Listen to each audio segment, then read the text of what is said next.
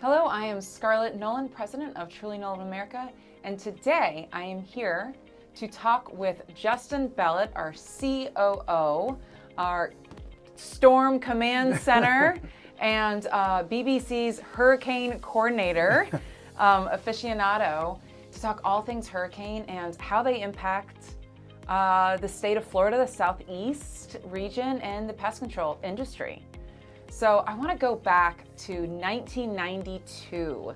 Hurricane Andrew, of course, hit, and it was absolute devastation. It was recorded to have $25 billion worth of damage, and it was Category 4. And in Dade County alone, 250,000 people were temporarily without homes. It was a pretty catastrophic hurricane, to say the least. We had a branch in Homestead at the time. We did. Yeah. We did. And surprisingly, the branch was still standing. We didn't really have too many customers left, but the branch was still standing. And you know, we've navigated so many hurricanes for good reason. My father's first chapter of his book on Truly Original is titled Hurricane Relief, because that impact with our industry and Mother Nature is so prevalent. So 32 years later, we're still navigating the storm. We're still weathering the storm. And more of them. And more of them, absolutely. So we're, you know, just off of back-to-back hurricanes right here in Florida. And like many, people have questions. Yep. So let's get into it. Sure. So let's talk about before the hurricane starts. We get notice on the news, just like everybody else does. Besides securing assets, what advice logistically do you have for companies pre-hurricane?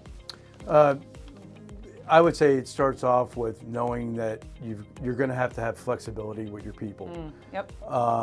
You know, as soon as the warnings start to come in, and you can usually tell when it's serious versus just precautionary, you've got to start to ramp up and know that your people need to start to think about their property, their families. Do they have to evacuate? And then you kind of start to wait until you start to hear the school closures. Right. When you start to hear the school closures, you've got to accept the fact that you're going to have a disruption to your business. Absolutely. And start to really embrace your people being able to prepare for their own personal disruption. Yeah. How do you gather the team in that preparation time?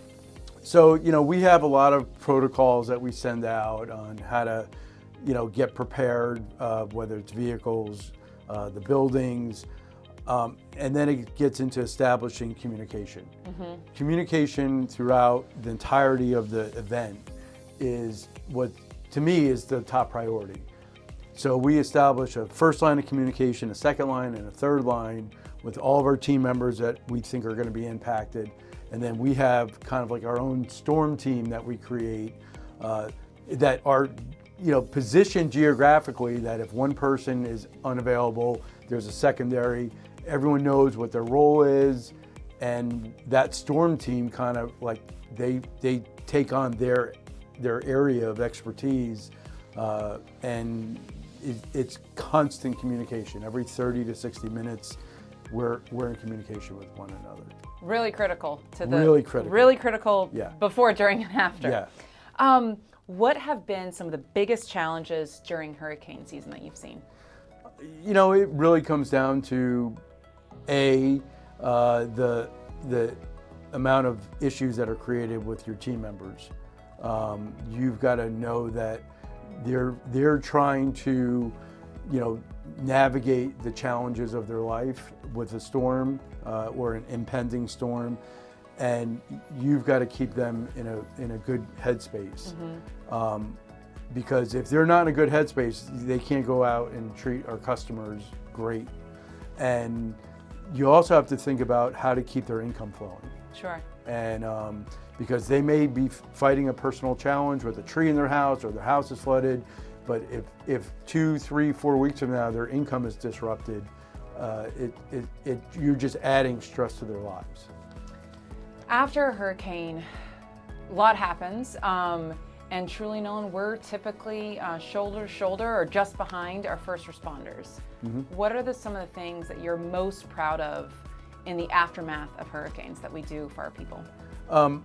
One, internally for our team members, we do a lot as far as, giving them food gift cards right after the storm.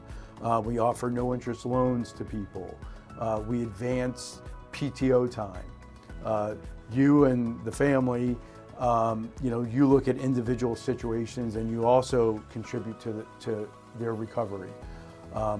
We ensure that our benefit set, their medical benefits, there's adjustments that are made to give them faster access to prescription drugs. We have a whole team that does wellness checks constantly after the storm.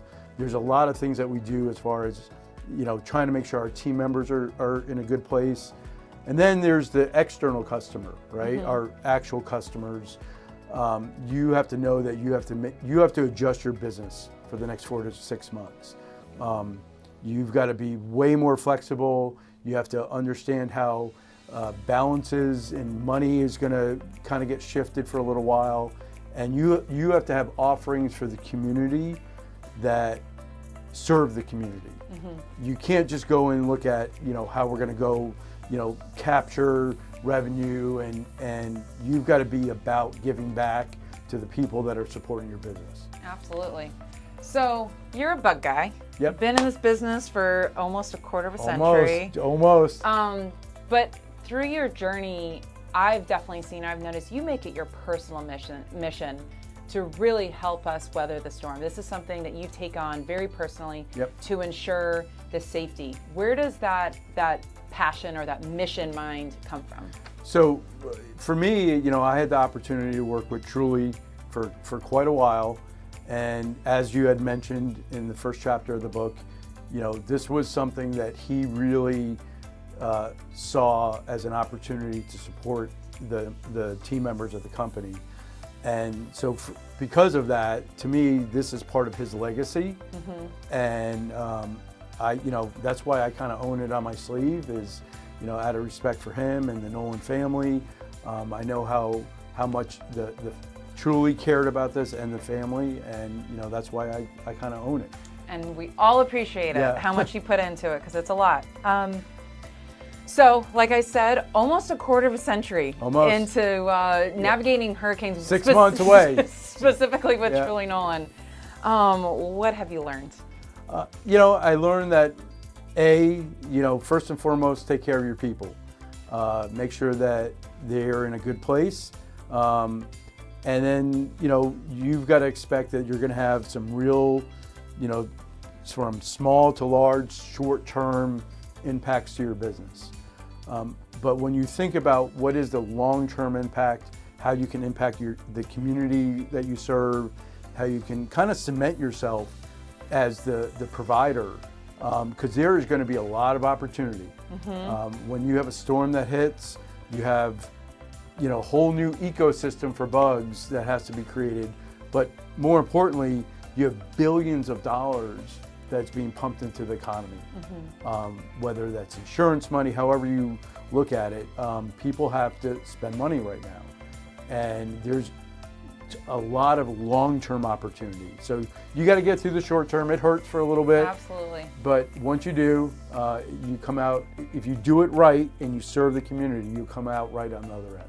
Absolutely. And every single business in Florida is impacted in some way. Yep. Some come out financially on the upswing, certainly contractors.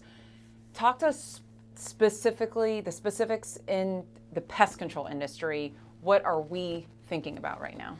So we're thinking about right now houses that are flooded, debris everywhere. Oh yeah. All new entry points for rodents. And the entire, as I said a second ago, the ecosystem has been, disrupted. All colonies are trying to reestablish themselves. You have, in commercial, you've got dumpsters full of old food. There's going to be rats, rodents, ants everywhere. And then that's kind of like in the first couple months. In the lawn care, you have salt damaged lawns. You have a recovery program to help the lawns come back. And then long term, we do insulation. And there's a lot of roof leaks with this one, attic damage that's going to create termite and insulation opportunities. Absolutely. So, last question. Yep.